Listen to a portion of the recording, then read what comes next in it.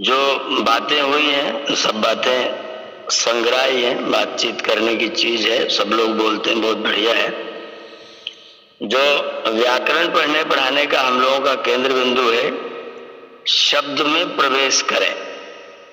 जैसे दोष शब्द आपके सामने आया, दोष, इस दोष में अविद्यादि का भी नाम लिया गया, वात पित्त कफ का भी नाम लिया गया। वात पित्त और कफ ये दोष नहीं है। वात पित्त कफ जब अपने संतुलन से इधर उधर होते हैं तब उनको दोष गिना जाता है।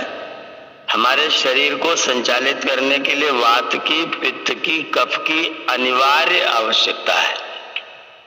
इन तीनों के बिना आपका शरीर रह ही नहीं सकता। इसलिए उनको जब हम दोष की बात करेंगे तो उनका जो विकृत स्वरूप है वो दोष कहलाएगा। इसलिए मैं कह रहा था कि दोष शब्द में प्रवेश करिए।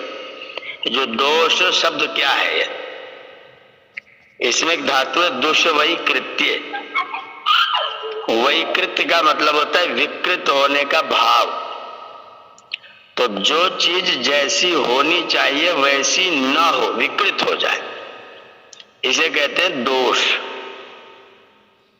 जो वस्तु जैसी है यथार्थ रूप में वो वैसी न रहे, विकृत हो जाए, संस्कृत न रहे, प्रकृत भी न रहे। जल है, जल प्रकृत की स्थिति में है तो नल में से निकाला, वो प्रकृत की स्थिति में है। अब आपने उसको उष्ण कर दिया, गर्म कर दिया, वो विकृत हो गया। उसमें आपने कुछ नींबू शहद डाल दिया, संस्कृत हो गया। संस्कृत हो गया तो लाभकारी हो गया, प्रकृत था तो भी लाभकारी था। हमने उसमें थोड़ी सी एक ढेला मिट्टी डाल दिया, अब वो विकृत हो गया। तो जो वस्तु जैसी है उसके अंदर जो जो गुण धर्म है, उस गुण धर्म का उसी रूप में रहना, यह है संस्कृत रूप, यह प्रकृत रूप। और उसके किसी भी रूप में किसी भी तरीके का विकार आ जाना, यह उसका विकृत रूप है। जैसे ही विकृत होगा कोई चीज वो तुरंत दोष बन जाएगा। विकृत हुआ तो दोष हो गया। अब आपके मन में प्रश्न पैदा हो सकता है कि दूध है तो दही बन गया तो दोष हो गया क्या? दूध से दही बन गया, वो विकृत नहीं हुआ। दही खुद में एक प्रकृत चीज है और वो दूध के अंदर वो गुण है कि उसमें कुछ खट्टा मिलता है तो दही के तरीके से एक उचित तापमान पर उसमें कोई खट्टी चीज मिलेगी तो जम करके एक नई चीज तैयार हो जाती है। तो दही जो है वो संस्कृत, उसका विकृत रूप नहीं है। वही दूध बिना गर्म किए 2-3 दिन तक रख दीजिए, उसमें गंध आने लग जाए, फट जाए, फिर वो विकृत रूप में आ जाएगा। तो जो जो वस्तुएं जैसी जैसी प्रकृत रूप में है वैसी न रहकर जब अन्य रूप में आ जाती हैं तो उसको हम बोलते हैं दोष। हम लोग मनुष्य हैं। अब मनुष्य का मतलब है मत्वा कर्माणि कुरुते, जो मनन करके विचार करके अपने कार्यों को करे। अगर वो बिना विचारे कार्यों को करेगा तो दोष हो जाएगा। हमारी आंखें एक निश्चित अंतराल पर फटकती हैं, वो फटकना उनका गुण है। अब वही आंखें जब पट पट पट पट बार बार फटकने लग जाए, सीधी दिशा में देखना आंखों का स्वभाव है। एक निश्चित एंगल पर आंखें घूम करके भी देखती हैं, घूमती हुई देखती हैं, वो उनका स्वभाव है। अब किसी की आंखें एक तरफ को हमेशा ही भेंगी रहने लग गई, वो दोष हो गया। हमारे शरीर में निश्चित मात्रा में वात पित्त कफ होना चाहिए। वात बढ़ गया और कफ और पित्त घट गया, दोष पैदा हो गया। पित्त जितना होना चाहिए था उतना नहीं रहा, बढ़ गया, दोष पैदा हो गया। कफ जितना होना चाहिए था शरीर की चिकनाई के लिए, हमारे अंगों को संचालित कर, जितने जोड़ है कफ ना हो तो एक भी नहीं चलेगा। ये ग्रीसिंग का काम करने का काम का है, कफ का है। तो जब तक वो ग्रीसिंग का काम ठीक ठीक कर रहा है तब तक वो गुण है, वो आवश्यक चीज है, अनिवार्य चीज है, स्वभाव है उसका वो। जब वो विकृत होकर के बढ़ जाएगा तब फिर वो दोष के अंतर्गत आ जाएगा। मेरा मुंह सीधा गोल गोल है, जैसा बना हुआ है, जैसा प्रकृति में है वैसा मुंह है। अब मैंने अपने मुंह को एक ही आकृति में लगातार रख दिया, या लकवा हो गया, मुंह एक तरफ को लटक गया, अब वो विकृत हो गया। विकृत हो गया तो उसमें दोष आ गया। हमारा जीवन सहज भाव से विचार पूर्वक चलना, सहज भाव से चलना चाहिए। जो भी बातचीत आई थी बहुत सुंदर प्रश्न उठाया था कि जाने कैसे कि ये दोष है। दोष को जाने कैसे?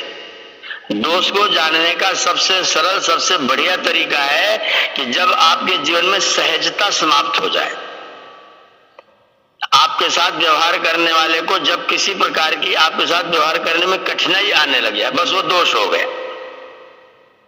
आपने ऐसा व्यवहार कर दिया कि उसका जीवन कठिन हो गया, ये आपका दोष है। आपका गुण यह है कि आप जीवन को कितना सहज बना सकते हैं, आप कितना जीवन को सरल कर सकते हैं। जीवन को, वाणी को, व्यवहार को, आचरण को सरल करना गुण है, और कठिन कर देना, विकृत कर देना, टेढ़ा मेढ़ा कर देना वो दोष है। तो आपके किस कार्य से किसी व्यक्ति को कष्ट हो रहा है, किस कार्य से किसी को कष्ट हो रहा है, वो दोष है। अब आप कहेंगे कि आप सवेरे बच्चों को जगाते तो बच्चों को कष्ट होता है, ये आपका फिर दोष गिना जाएगा। आप ऐसा तर्क कर सकते हैं, हम बच्चों को सुबह सुबह जगाते हैं तो बच्चे नहीं जगते हैं, और बच्चों को हमारे जगाने से कष्ट होता है।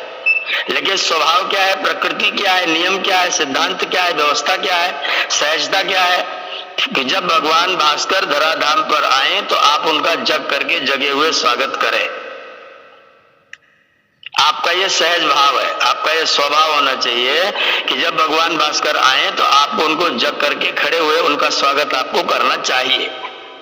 अगर आप उस समय पर नहीं कर रहे हैं तो आप में दोष है। जो जगा रहा है वो उस दोष को दूर करने का प्रयत्न कर रहा है, उल्टे को सीधा कर रहा है। तो अगर कोई व्यक्ति उसमें दोष देखता है, इसका मतलब वो अभी सीधे को उल्टा समझ रहा है, उल्टे को सही समझ रहा है। तो जो जो होना चाहिए, जो जो कर्तव्य है, जो जो करणीय है, वैसा वैसा न करना, जो स्वभाव है, जो धर्म है, जो उचित है, वैसा वैसा न करना। मुझे सबको सुख पहुंचाना चाहिए, यद भद्रम तन न आसुव, जो भद्र है, जो कल्याणकारी है वो मेरे जीवन में आ जाए और मैं उसको लेकर के दूसरों का भद्र करना प्रारंभ कर दूं। अगर मैं दूसरे को अपने व्यवहार से दुखी कर रहा हूं तो मेरा दोष है। मेरे व्यवहार से अगर किसी के जीवन का अहित हो रहा है, मैं किसी को पढ़ाता हूं, उसका पढ़ने का मन नहीं कर रहा, मैं उसको जबरदस्ती पढ़ाता हूं, तो उसको जैसा करना चाहिए था वो नहीं कर रहा था, उसका दोष था। वो उस दोष को दूर करने में जब आप सही प्रयत्न कर रहे हैं तो उसको उल्टा लग रहा है। तो फिर अगर वो दुखी हो रहा है तो इसका मतलब अपने अज्ञान के कारण दुखी हो रहा है, आपके दोष के कारण दुखी नहीं हो रहा है, वो दुखी हो रहा है अपने अज्ञान के कारण। उसमें दुखी होने का कारण आप नहीं है, उसमें दुखी होने का कारण उसका अपना अज्ञान है। तो विकृत कार्य करना जिसके कारण से किसी को दुख पहुंचेगा, किसी की हानि होगी, किसी का अपमान होगा, किसी का तिरस्कार होगा, वो आपका दोष कहलाएगा, गुण कहलाएगा। आप उसकी भावनाओं का आदर करते हुए उसका भी सम्मान करें। अगर उसकी भावनाएं ही दूषित हैं, अगर उसकी भावनाएं दूषित है, आप उसको भूषित करने की कोशिश करेंगे और उसका ज्ञान उल्टा होगा तो फिर वो दुख महसूस करेगा।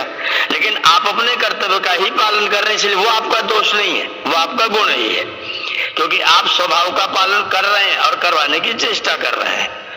तो जो चीजें यथावत, जो जैसी होनी चाहिए यथार्थ, वैसा न होना, चाहे जल हो, चाहे पृथ्वी हो, आकाश हो, वायु हो, हमारा जीवन हो, हमारा मन हो, हमारी बुद्धि, हमारा चित्त, हमारा आत्मा, हम स्वयं, हमारा शरीर, हमारा वातावरण, हमारी प्रकृति, जो जो जैसी जैसी होनी चाहिए, आम इसमें बौरा रहा है। अब आम न बौराए तो उसका दोष है।